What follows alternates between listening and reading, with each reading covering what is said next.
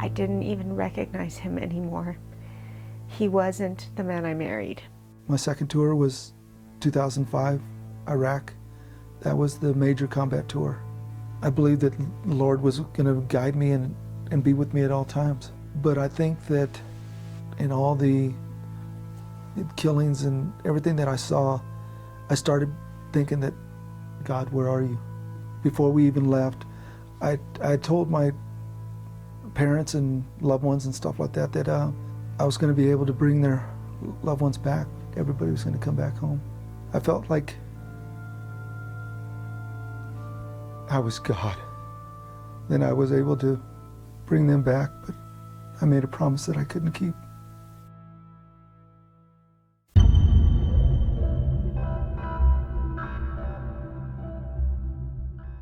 I re-enlisted to become a armored crewman, which I was on tanks.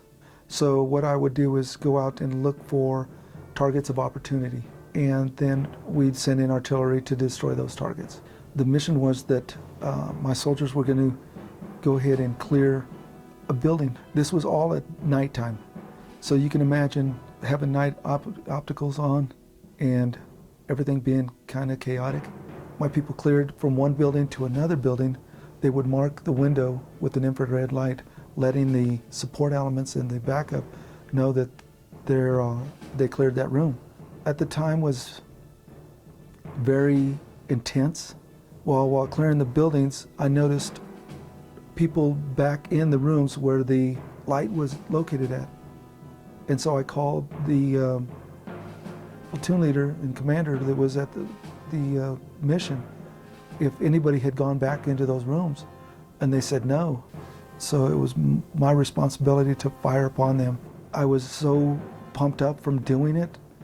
I didn't know what I was up against. I didn't know if there were children, women, or men inside there. We went back and there were 2 Iraqi insurgent men with weapons. The next day after that mission, it was very hard because I felt like I sinned in front of the eyes of the Lord, and that I took 2 lives.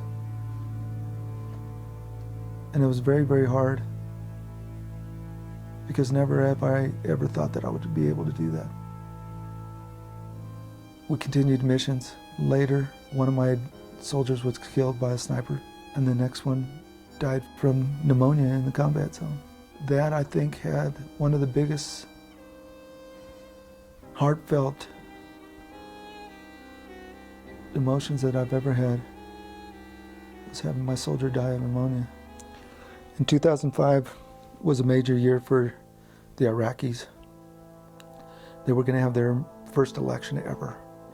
We were able to secure a lot of the villages and work with the tribal leaders to be able to start working with getting the elections off. But during that whole time, we were also working against the insurgents. It was just amazing watching people coming out of the woodwork just to vote, knowing that their voice was going to be heard. For us, it was like we got to set people free. I paid a very big price. Again, losing 3 soldiers, that was very hard. Imagine losing your child. That's what I felt like. About a year after I came back from Iraq, I completed my 24 years of military service and decided to retire. When my husband came back from Iraq in 2006, it took about a year for his symptoms to start showing up. When I came back, a lot of things just didn't seem like God was in the midst. I didn't notice the change, but my family did. In about 2007, I started realizing something wasn't quite right. He started experiencing anxiety and some depression, and started behaving like a person I had never met before. I was raging. I was becoming more out of control than anything. My emotions were very out of control. I was depressed. I was drinking heavily. And I couldn't understand why we were suddenly struggling so much. The trials that we were facing were horrendous. They were difficult. It was the most difficult thing I've ever had to do in my life. And I was angry. I wasn't sure why God would let me go through this. Never before I went to Iraq was I aggressive like that. When I realized he wasn't the man I married, I was so angry. I was so upset that that man was taken away from me. From the first time that I started feeling rage, abusive, I thought that my marriage was going to be over. He was exploding in rage over anything. It didn't matter what it was. He was angry, and he was going to let the world know he was angry, especially me. And I thought to myself, how could a woman stay with a man that is so out of control, so abusive, so broken? It took about a year for me to realize he was in full-blown PTSD. And I couldn't see her suffer anymore. And so that's why I sought help right away and gave my pride a ride. Sure enough, he had the diagnosis, the medical diagnosis of chronic severe post-traumatic stress depressive disorder, long-term for a lot of chaos. I was diagnosed with severe chronic post-traumatic stress disorder and traumatic brain injury, TBI. The way I got the TBI was from a mission that we were doing some raids on some houses, and we lowered our ramps so that our patrols can get out. And by the time we lifted up the ramps, the patrols were already inside the compound. We lifted up the ramps, and an IED explosion went off. At that time, it knocked me against my 50 cal, and then I hit my head against the hatch, and I was knocked unconscious into my vehicle. He wouldn't give up. He tried everything they told him to try. He went to the counselors and he did what they told him to do, and he took the medications they told him to take. For many years I had seen doctor after doctor after doctor, therapist after therapist, and I wasn't getting what I needed. Nobody knew what post-traumatic stress disorder really was. It was so hopeless. I felt I couldn't go on. I felt like I couldn't endure this much longer. It got to my breaking point. I knew it wasn't good for the kids to grow up in a chaotic environment. It wasn't what I wanted for my life. It wasn't what I wanted for my kids. Finally, after seeing numerous therapists, I finally got the right one. I saw that commitment. I saw that commitment in him to make his life better. And so I was very committed to that too. I wasn't going to give up on him, knowing he wasn't giving up on himself or me. I know that the most important thing was the final mission for me to seek God. Even though he woke up every morning and we would pray together and say, you know, this is the start of a new day. We would fix our marriage that day. We would have a better day. And by the nighttime, he would fail in one way or another, be it rage or something inappropriate, whatever it may be, but he still was able to come back and try again the next day. But something was warring inside of me, and I needed help. After so many years of therapy and so much trying different things, we finally went up for prayer after church one day.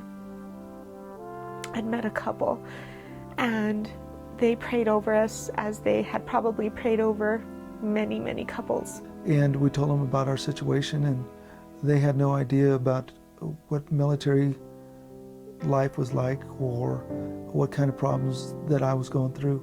But as we turned to walk away, they called us back and said, "We want to walk down this journey with you." And at that moment, we really didn't know what that meant. We didn't know if that meant anything more than lip service, to be honest. But the next day we heard from them, And they just decided to take us under their wings, not knowing anything about PTSD. They just knew they loved the Lord and they saw us hurting and they wanted to come along our side. But they could see that we were hurting and our emotions were on our sleeves. We began a relationship with them that entailed meeting with them once a week and them praying over us. We developed a relationship where my husband would be able to be honest and tell them how he had failed. With PTSD, it's not just having rages and so forth. It's an emotional battle that you face with your spouse. You know, you just make the wrong choices. They weren't judgmental. They loved him. They were compassionate. They heard his failings and still managed to compare him to King David in the Bible. They still managed to love him. They still picked him up, and they showed me how to love him again. The hope that I started seeing was huge. My heart was growing fonder towards the Lord. Things aren't perfect, nor do I expect them to be, but he's a new person, and we're on a different journey now. He has gotten healing better. He still goes to therapy weekly, 2 therapies weekly. He's still on medication, but our lives are calm. We have a peace in our family. We have the ability to get along and go on in normalcy that we didn't have before. I'm not without hope right now. I am so in love with the Lord. I know that He's with me. I know that He's going to renew me. This whole experience, I know it sounds crazy, but I wouldn't change it. It's a trial, but it has made us stronger. It has made me appreciate Him more. It has made me know without a shadow of a doubt that my God is there and He exists. I would love to apologize to my wife openly and confess to her that I love her so much that she shouldn't have had to go what she went through, and I just appreciate her so much. I didn't think it was going to be possible to get back a great marriage. I didn't think I'd be able to forgive him. And God has helped me through that. You do get an opportunity to fall back in love. You do get a chance to forgive. It didn't go back to the way it was. It's different, but it's a good different.